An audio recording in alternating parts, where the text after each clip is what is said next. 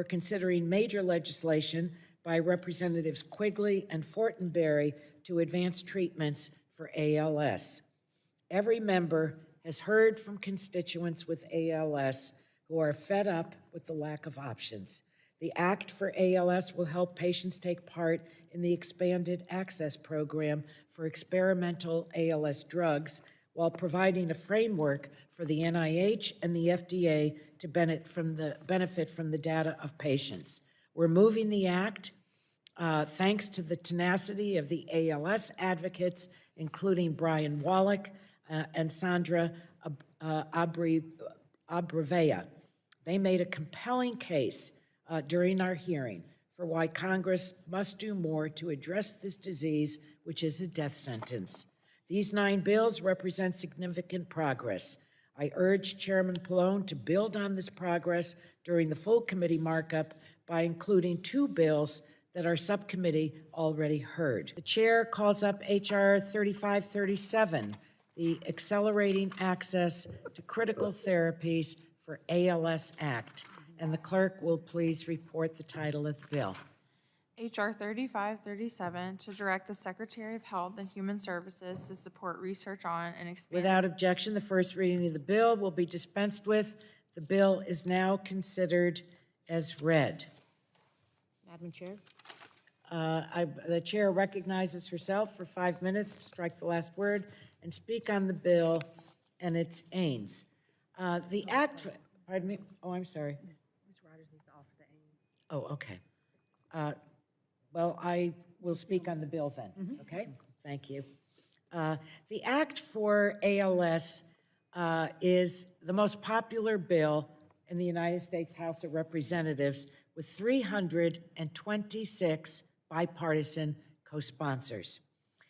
This is because of the hard work and the tenacity of the bill's sponsors, Representatives Quigley and Fortenberry, as well as the ALS advocates who will not allow Congress to ignore their suffering. ALS affects 1 in 300 people. Within 3 years of diagnosis, most patients die because they're robbed of the ability to move, speak, and breathe. In the United States, every 90 minutes, someone dies from ALS. We can't treat this disease as business as usual. We have to increase funding for science, for clinical trials, for expanded access, and accelerated regulatory approval for ALS treatments to move the needle on this dreaded disease that is truly a death sentence. The Act for ALS meets this urgent need by helping more patients receive experimental treatments through expanded access programs. The expanded access program is especially critical for ALS patients because more than 50% of people with ALS do not qualify for clinical trials and are often given no treatment options whatsoever. Importantly, as we heard at our hearing from Harvard's Dr. Merit Sudkovic, expanded access programs do not prevent or interfere with controlled, well-designed clinical trials. Instead, expanded access is for people who are ineligible for existing clinical trials. So this legislation, along with the changes made in the AIMS, allows for more people to have expanded access to experimental treatment in parallel with well-designed clinical trials. Dr. Sudkovic also testified about how expanded access can help researchers learn about ALS. In the expanded access program she runs at Harvard, she was able to research how to best dose the medication as well as record improved patient functions from the treatment. This legislation and its aims provides a framework to allow NIH and FDA to benefit from this type of research from the expanded access programs. Colleagues, this is a transformational bill to make sure people with ALS are given treatment options and something they all deserve. They all deserve. They all deserve to be able to hope. So I urge all of my colleagues to support the bill. I salute the sponsors, the bipartisan sponsors. Again, Mr. Quigley, Mr. Fortenberry, all those that have co-sponsored the legislation. And thank again the witnesses that traveled across the country under really difficult, trying circumstances to be here in this hearing room to give their moving testimony. Oh, he's here. Oh, I'm sorry. I'd like to acknowledge that our colleague, Mr. Quigley, is here in the hearing room. Thank you for your superb work. And this is a big step, and we may not be able to hear the applause across the country, but it's there. We made a promise during the hearings on both sides of the aisle, and I don't know how many of you read the comments that were online. They were so heartfelt. I mean, I cried reading them. So with that, colleagues, I know everyone is going to vote for this, and bravo to the committee members. And again, Mr. Quigley, thank you for being here today to witness this, and to Mr. Fortenberry. They really have been so undeterred. They have worked and worked and worked and worked. This is a huge accomplishment on behalf of a community in our country that has really captured the sincere attention and action of the Congress. Now, let's see, who would like to be recognized? For what purpose does the gentlewoman from Washington seek recognition? Madam Chair, I have an amendment at the desk. Okay. The gentlewoman is recognized for 5 minutes. No? Oh, we have to get the title of it, yeah. The clerk needs, would the clerk please report the amendment? Amendment in the nature of a substitute to H.R. 3537, offered by Mrs. Rogers of Washington. Strike all after the enactment. Without objection, the reading of the amendment will be dispensed with, and Ms. McMorris Rogers is recognized for 5 minutes. Thank you, Madam Chair.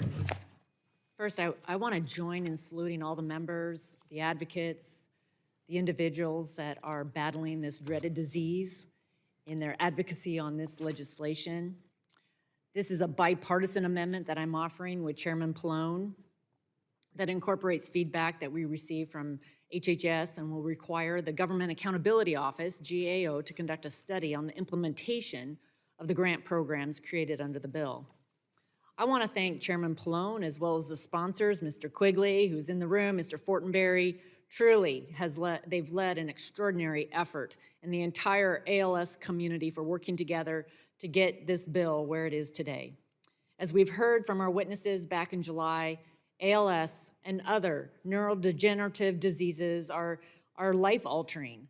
They impact both patients and their families' lives in unimaginable ways. Yet despite the challenges they face, the patients and caregivers we heard from were filled with hope. Hope that future generations may not have to suffer the same obstacles they face in accessing promising treatments. Hope that one day there will be a cure. Hope for life-saving treatments and cures is here in America. We cannot forget that. We've led the world in discovering and developing breakthrough medicines. America is where hope becomes a reality. This legislation builds on our success as the leader in medical ingenuity.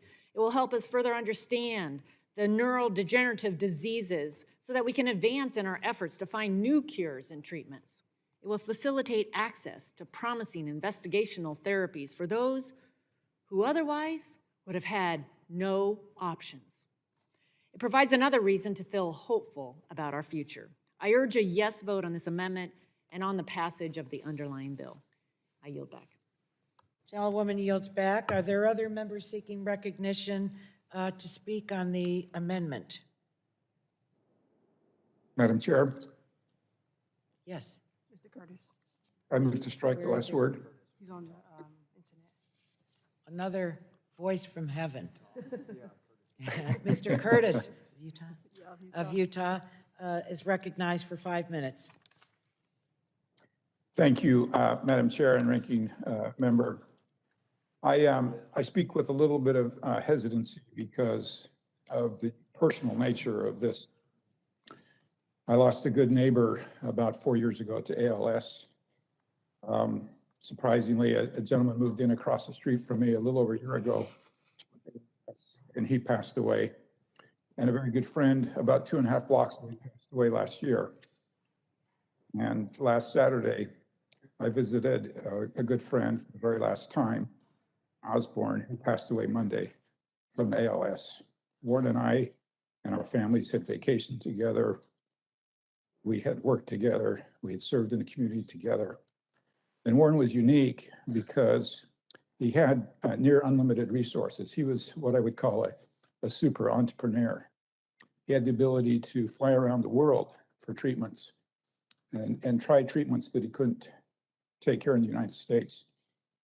Unfortunately, much of this time, he was away from his family in the few years that he had left because these treatments were not available in the United States.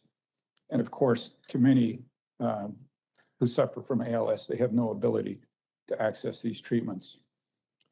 I feel in many ways that we've let these good people down, that these treatments that show some promise are unavailable to them, and they find themselves, as we heard in the hearing, so desperate for anything that would give them hope.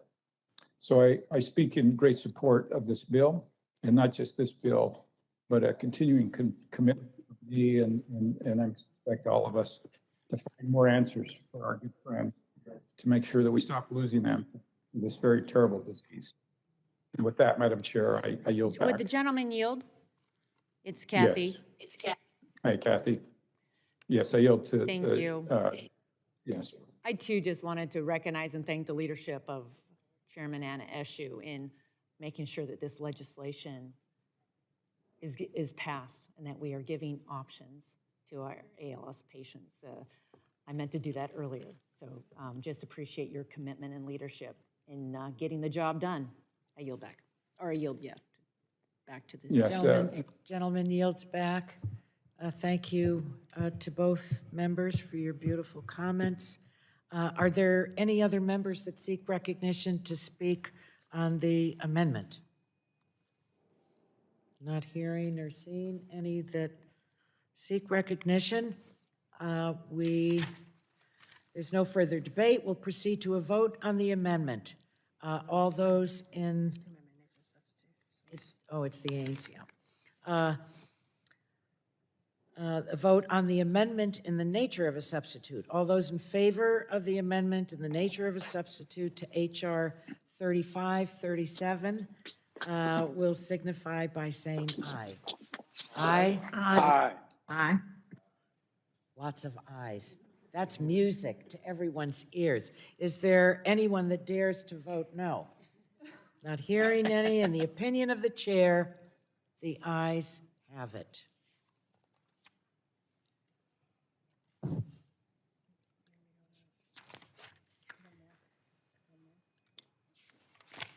The amendment in the nature of a substitute to H.R. 3537 is agreed to. The question now occurs on favorably forwarding H.R. 3537 is amended to the full committee. All those in favor of forwarding 3537 is amended to the full committee will signify by saying aye. Aye. Aye. Aye. All those opposed will signify by saying no. In the opinion of the chair, the ayes have it. Hallelujah. All right. Do I have to read this?